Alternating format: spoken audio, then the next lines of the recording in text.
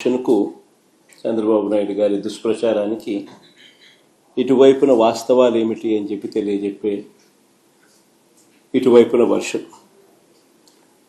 Similarly Bhogapuram ఎయిర్పోర్ట్లో ఏ రకంగా credit చోరీ కోసం చంద్రబాబు నాయుడు తాపత్రయపడతా ఉన్నాడో వాస్తవ స్టోరీ ఏమిటి అన్నది తెలియజెప్పే ఇటువైపున వర్షన్.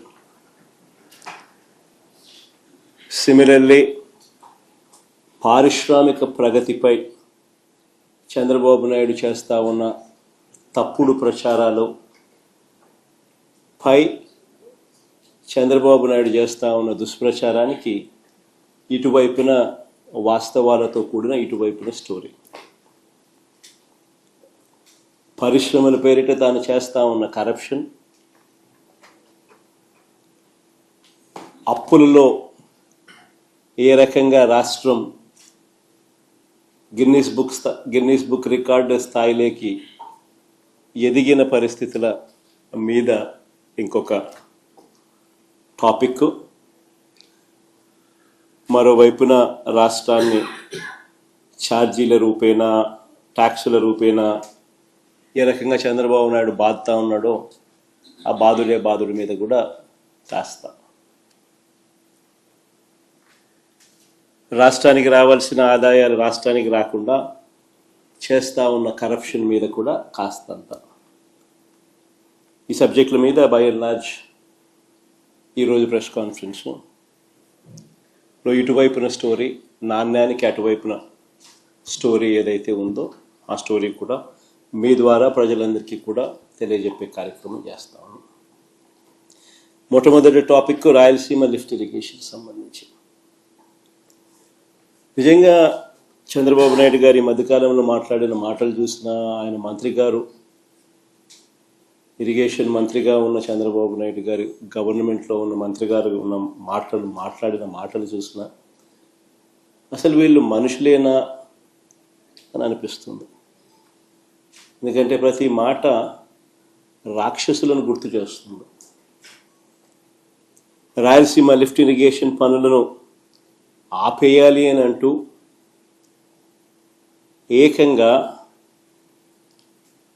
తెలంగాణ ముఖ్యమంత్రి గారు అసెంబ్లీలో క్లోజ్ డోర్ మీటింగ్లో తాను అడిగానని, తన మీద గౌరవంతో చంద్రబాబు గారు ప్రాజెక్టును ఆపేశారు అని ఏకంగా తెలంగాణ ముఖ్యమంత్రి తెలంగాణ నిండు అసెంబ్లీ సభలో వాళ్ళ రిలేషన్షిప్ గురించి, చంద్రబాబు నాయుడు గారు రాష్ట్రాన్ని ఎలా అమ్మకానికి పెట్టారు అన్న వాస్తవాల గురించి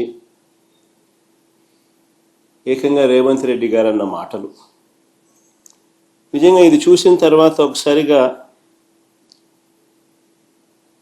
రాష్ట్ర ప్రజలకు అందరికీ కూడా, రైతన్నలందరికీ కూడా, మరీ ముఖ్యంగా రాయలసీమ,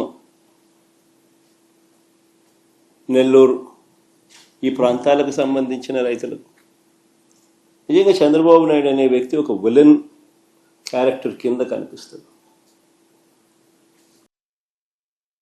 ఒరిజినల్ ఇంటెన్షన్ కి ఇచ్చారో దానికే వాడతాం తప్ప వేరే దానికి డైవర్ట్ చేయాలన్న ఆలోచన ఎన్డీఏ ప్రభుత్వానికి లేదు.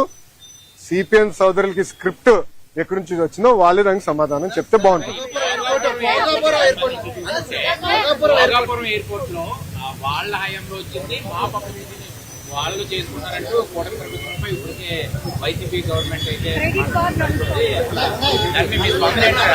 అమ్మా, ఒక మాట చెప్పాలి, క్రెడిట్ కోసం ఇక్కడ ఎవరు పోరాడట్లేదు.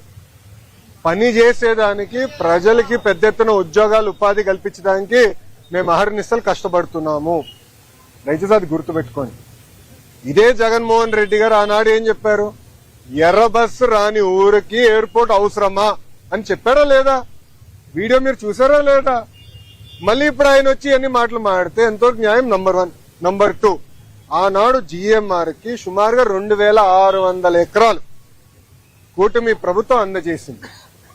నన్ను అడిగితే అది ఇంకా తక్కువ. ఒక్క హైదరాబాద్ ఎయిర్పోర్ట్ కి 5,000 ఎకరాలు ఇచ్చాం.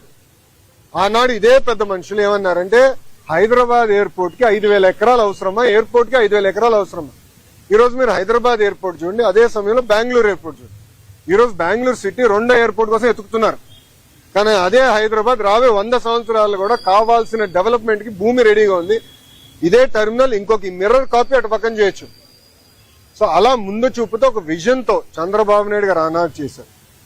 జగన్మోహన్ రెడ్డి గారు అధికారంలోకి వచ్చిన తర్వాత జిఎంఆర్ కి ఇచ్చిన భూమి కూడా వెనక్కి తీసుకున్నాడు. సుమారుగా 600 ఎకరాలు వెనక్కి తీసుకున్నారు. కూటమి ప్రభుత్వం తిరిగి వచ్చిన తర్వాత ఆ భూమి మళ్ళీ జిఎంఆర్ కి తిరిగి ఇచ్చారు. ఎందుకు ఇచ్చారు మనం చెప్పాలి.